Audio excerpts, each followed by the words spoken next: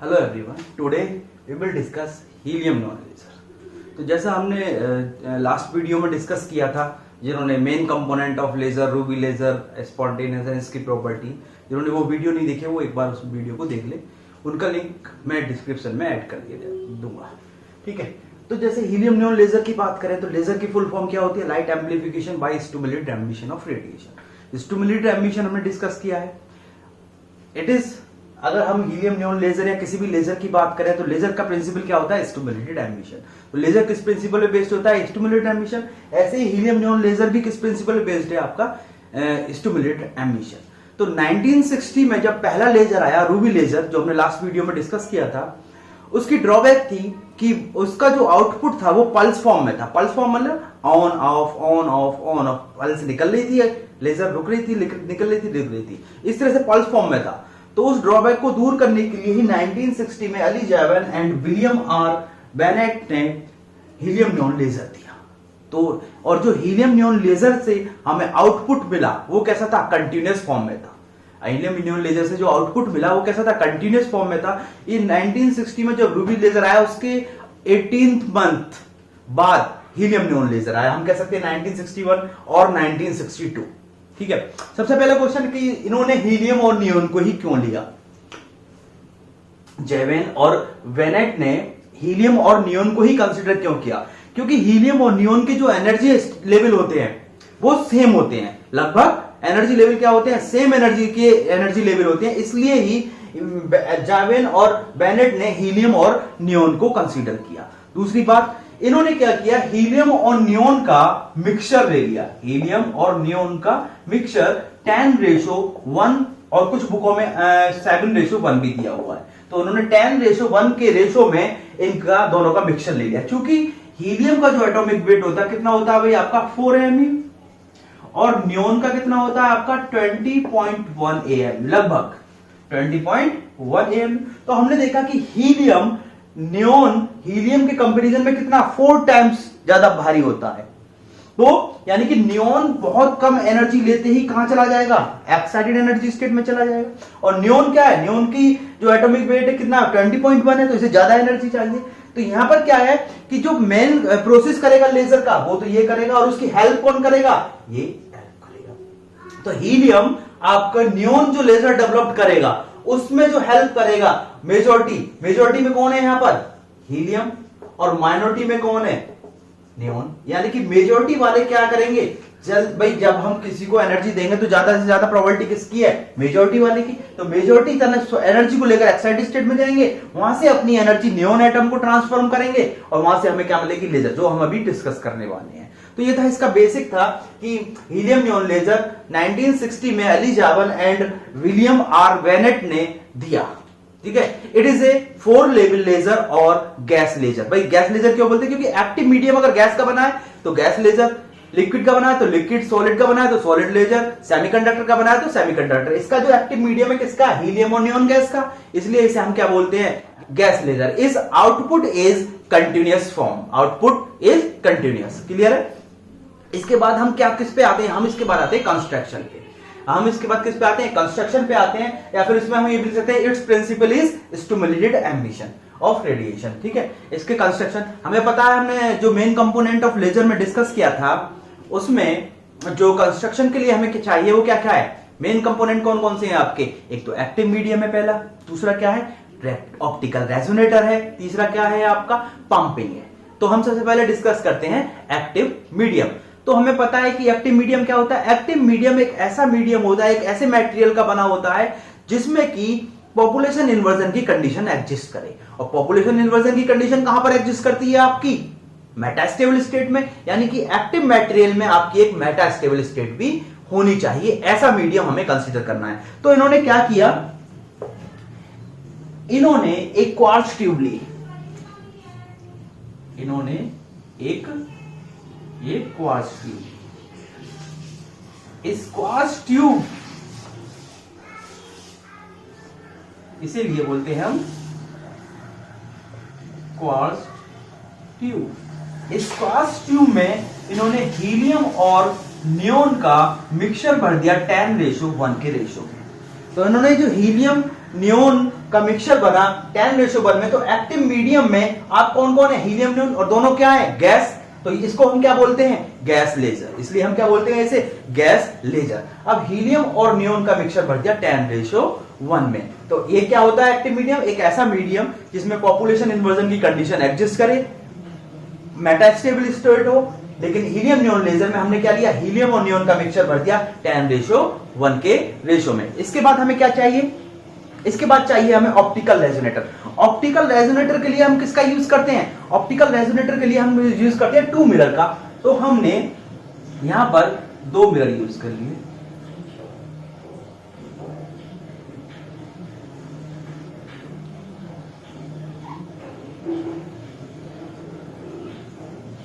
यहां पर हमने 2 मिरर यूज कर लिए।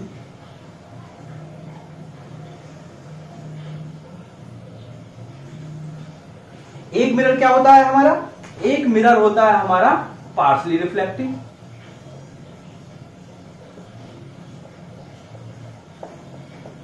और एक मिरर क्या होता है हमारा फुली रिफ्लेक्टिंग। इसको हमने फुली रिफ्लेक्टिंग बना दिया और इसको हमने क्या बना दिया, पार्शली रिफ्लेक्टिंग। ये क्या है आपका फुली रिफ्लेक्टिंग और ये क्या है आपका पार्शली रिफ्लेक्टिंग। इनका वर्क क्या है, इनका वर्क ये है कि इसमें जो आपकी ग्राउंड स्टेट से एक्साइटेड स्टेट में फोटोन जाते हैं और यहां से रेडिएशन एमिट होते हैं, यहां से एक फोटोन एमिट करता है, वो फोटोन इसकी तरफ चलता है ऑप्टिकल रेजोनेटर की तरफ, रेजोनेटर मतलब रेजोनेंस, टकराना, तो इससे टकराकर वापस आता है।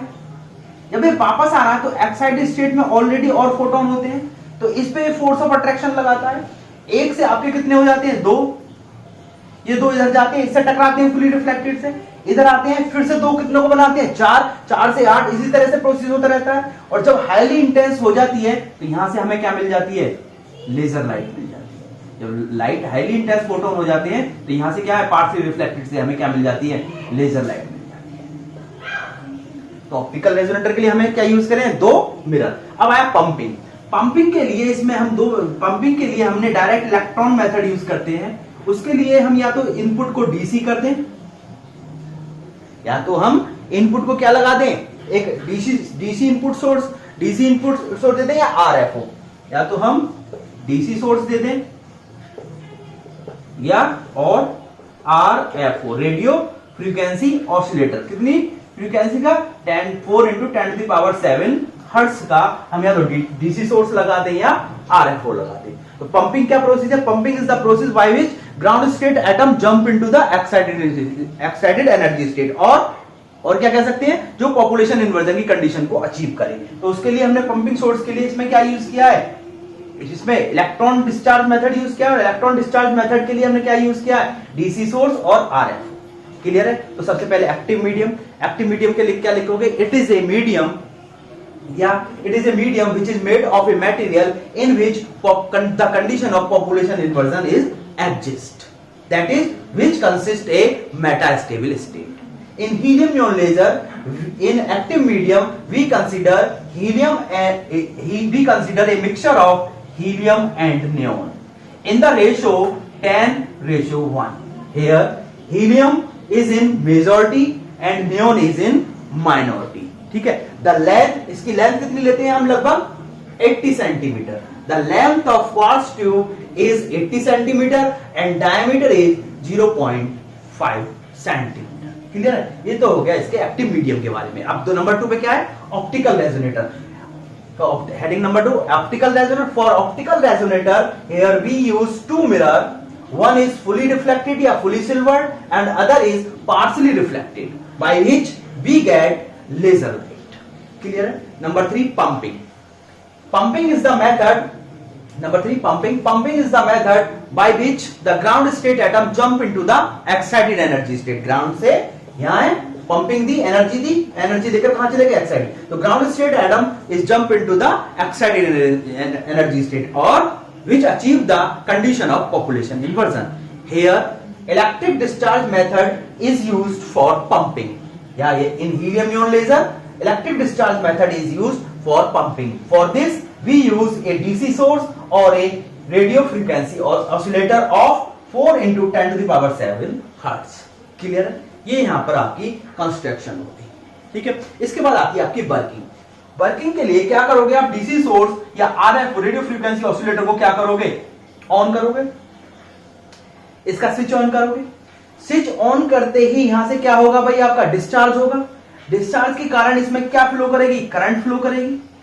करंट के कारण क्या फ्लो करेंगे, इलेक्ट्रॉन फ्लो करेंगे। ये इलेक्ट्रॉन किससे कोलाइड करेंगे, नियोन और हीलियम से कोलाइड करेंगे। भाई जब इसमें इलेक्ट्रॉन फ्लो करने लगे तो इलेक्ट्रॉन किससे टक्कर मारेंगे, हीलियम से मारेंगे या नियोन से, दोनों से टक्कर मारेंगे। लेकिन मेजॉरिटी किसकी है, मेजॉरिटी नियोन हीलियम की है।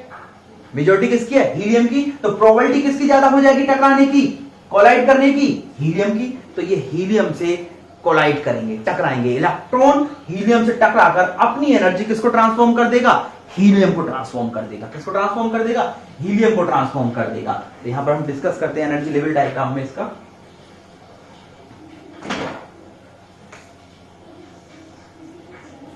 हीलियम है ग्राउंड एनर्जी स्टेट, कहां पर है, ग्राउंड स्टेशन।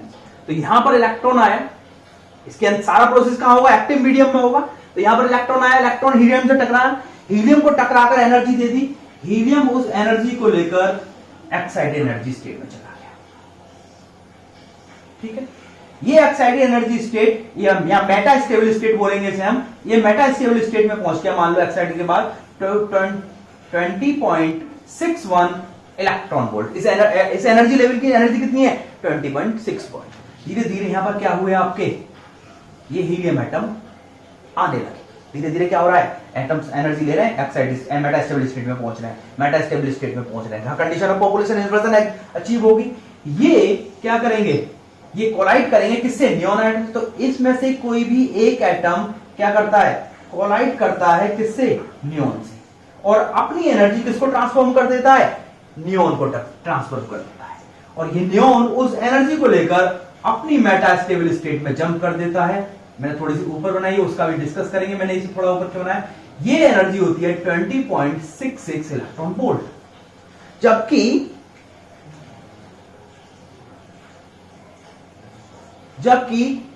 हीलियम एटम्स के पास कितनी एनर्जी थी, 20.61,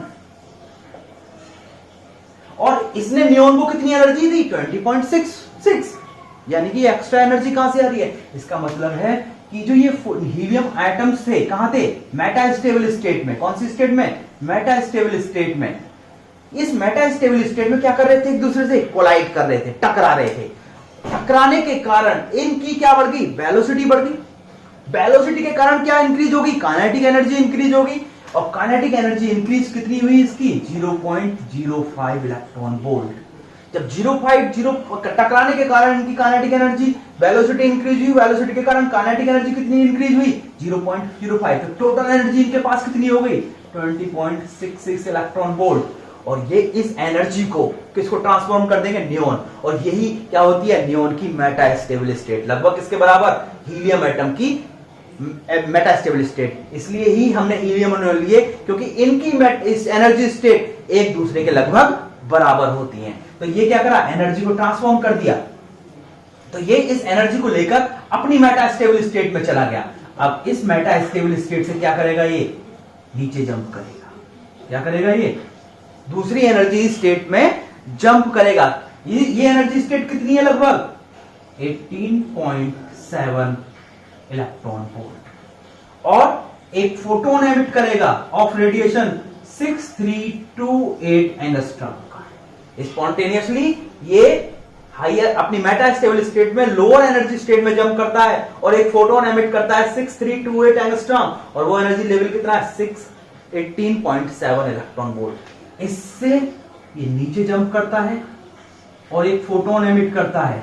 यहां से भी क्या करता है, उससे नीचे वाली एनर्जी स्टेट में जाता है, और नीचे वाली एनर्जी स्टेट में भी एक फोटोन एमिट करता है 0.6 माइक्रोमीटर, या 0.6 माइक्रोमीटर को हम एंगस्ट्रॉम में लिखे, क्या लिख लेंगे, 6000 एंगस्ट्रॉम। और ये लगभग कौन सा होता है, इनविजिबल रेडिएशन। यानी कि ये कौन सा है, इनविजिबल रेडिएशन, हमें दिखाई नहीं देगा, लेकिन किस काम में आएगा, ये हीटिंग के काम में आता है। किसके काम में आता है, ये पूरे सिस्टम को क्या करेगा, इसको हीट करेगा। तो ये जो हीटिंग के काम आएगा, ये किसके द्वारा एब्जॉर्ब कर लिया जाएगा, ये एब्जॉर्ब कर लेगी आपकी क्वार्ट्ज ट्यूब।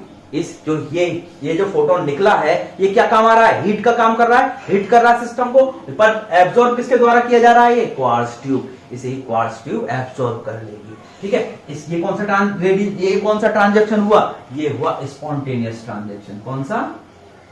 Spontaneous transaction. इसके बाद यहां से ये जंप करता है ग्राउंड एनर्जी में, और ये कौन सा होता है? Radiation less transaction. तो ये E1 होगी आपकी, ये E2 हो गई, ये E3 हो गई, ये E3 हो गई, ये आपकी E4 होगी, ये भी आपकी E4 होगी। क्लियर है? तो this is the energy level diagram of helium neon laser. क्या था? एक बार फिर डिस्कस करते हैं थोड़ा सा। कि सबसे पहले हमने डीसी सोर्स को ऑन किया, डिस्चार्ज हुआ, करंट फ्लो करी, करंट के कारण क्या फ्लो किए? इलेक्ट्रॉन फ्लो किए। इलेक्ट्रॉन टकराएंगे आपके हीलियम और नियॉन आयन से, क्योंकि हीलियम 10:1 में ज्यादा रेशो में भरा हुआ है, इसलिए प्रोबेबिलिटी क्या होगी? ज्यादा होगी कि ये हीलियम से टकराएंगे नियॉन से भी, लेकिन प्रोबेबिलिटी ज्यादा क्या होगी? हीलियम से। हीलियम एटम से टकराकर कोलाइड करेंगे, कोलिजन के कारण अपनी एनर्जी हीलियम को ट्रांसफॉर्म कर देंगे। हीलियम उस एनर्जी को लेकर कहां चला जाता है? अपनी मेटा स्टेबल स्टेट में, जिसकी एनर्जी है 20.61। वहां पर धीरे धीरे क्या होता है? कंडीशन ऑफ पॉपुलेशन इन्वर्जन हो जाती है। फिर अपनी जब लाइफ टाइम पूरा कर लेता है तो ये कोलाइड करता है किससे? नियॉन एटम से। नियॉन एटम को अपनी एनर्जी ट्रांसफॉर्म कर देता है। नियॉन एटम उस एनर्जी को लेकर अपनी मेटा स्टेबल स्टेट में जाता है, जिसकी एनर्जी है 20.66।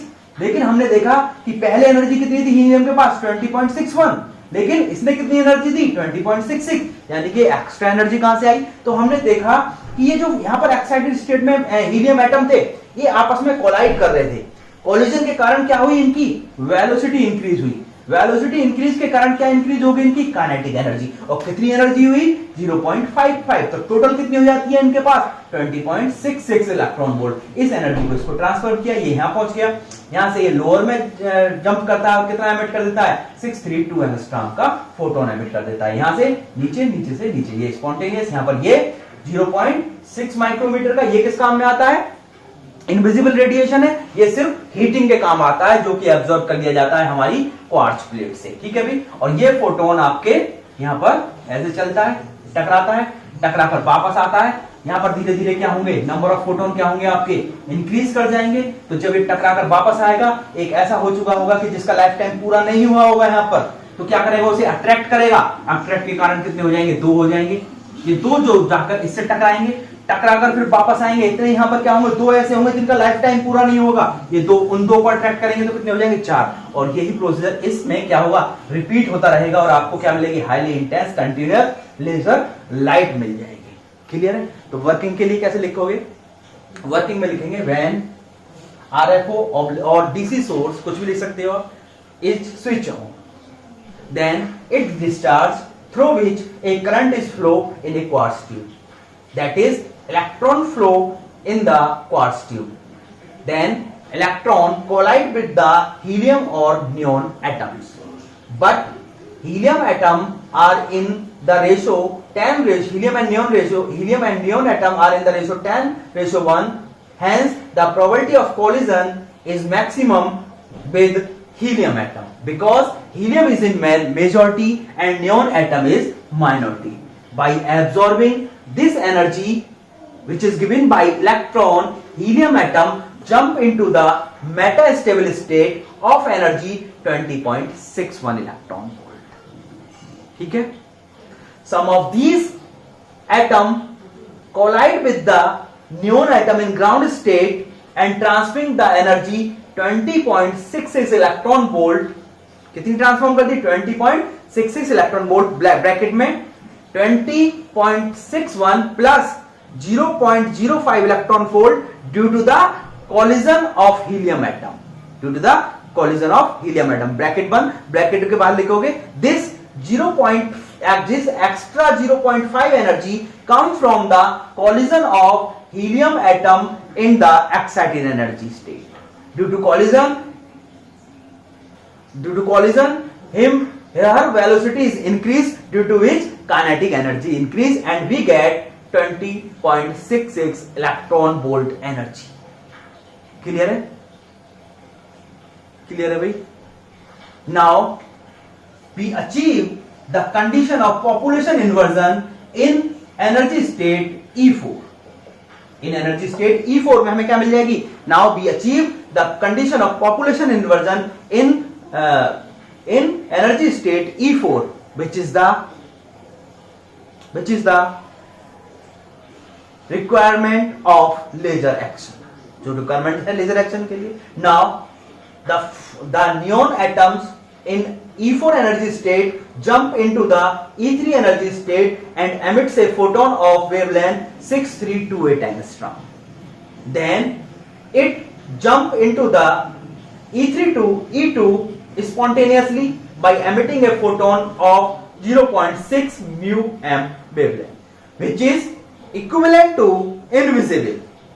But this photon developed a heat which is absorbed by quartz tube. Yeah, this photon is used to produce a heat which is absorbed by quartz tube. Now it atom jump E2 to E1 ground energy state, and this transaction is radiationless.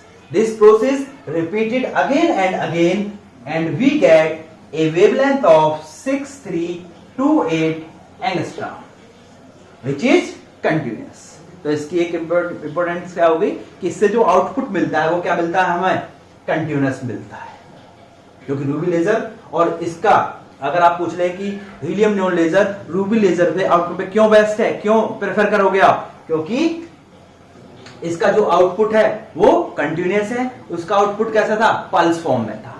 उसका output किस form में था? Pulse form में था। और इसका output कैसा है? हीलियम नियॉन का आउटपुट हमें कंटिन्यूअस मिलता है और रूबी लेजर का आउटपुट हमें पल्स फॉर्म में लेता है। इसलिए ही हीलियम नियॉन लेजर सुपीरियर है रूबी लेजर से। तो क्वेश्चन 2 नंबर कभी कभी पूछ लेता है कि helium neon laser ruby laser से सुपीरियर कौन है? क्योंकि नंबर 1 दो बेसिक डिफरेंस दो ही है इसमें। हम बता देते हैं कि जो हीलियम नियॉन लेजर से जो आउटपुट मिलता है वो कंटिन्यूअस मिलता है और रूबी लेजर से जो आउटपुट मिलता है वो पल्स फॉर्म में मिलता है। नंबर 2 पहला क्या हो गया डिफरेंस? सुपीरियर क्यों है हीलियम नियॉन लेजर? क्योंकि जो आउटपुट मिलता है वो कंटिन्यूअस है, रूबी लेजर से जो मिलता है वो पल्स फॉर्म में मिलता है। दूसरा, जो इनपुट पंपिंग डिवाइस है, पंपिंग, इसके लिए रिक्वायरमेंट लो, कम पंपिंग चाहिए, उसके लिए क्या चाहिए? ज्यादा पंपिंग चाहिए। यहाँ पर हम कौन सा इलेक्ट्रिक डिस्चार्ज मेथड यूज करते हैं? उसमें ऑप्टिकल पंपिंग यूज करते हैं। तो यहाँ पर जो रिक्वायरमेंट है पंपिंग की वो कम है और रूबी लेजर में पंपिंग की रिक्वायरमेंट ज्यादा है। जबकि हमें क्या चाहिए? कम से कम पंपिंग पे हाईली इंटेंस लेजर लाइट मिलनी चाहिए। और यहाँ पर रूबी लेजर से कम पंपिंग पर हमें क्या मिलती है? हाईली इंटेंस लेजर लाइट मिलती है। ये सब बेसिकली ये दो ही डिफरेंस है कि एक तो कंटिन्यूअस होना चाहिए, इसमें कंटिन्यूअस होता है, रूबी में डिसकंटिन्यूअस। इसमें पंपिंग रिक्वायरमेंट क्या होती है? कम होती है in comparison to ruby laser. इसलिए ही हीलियम नियॉन को प्रेफर करते हैं in comparison to ruby laser. Thank you.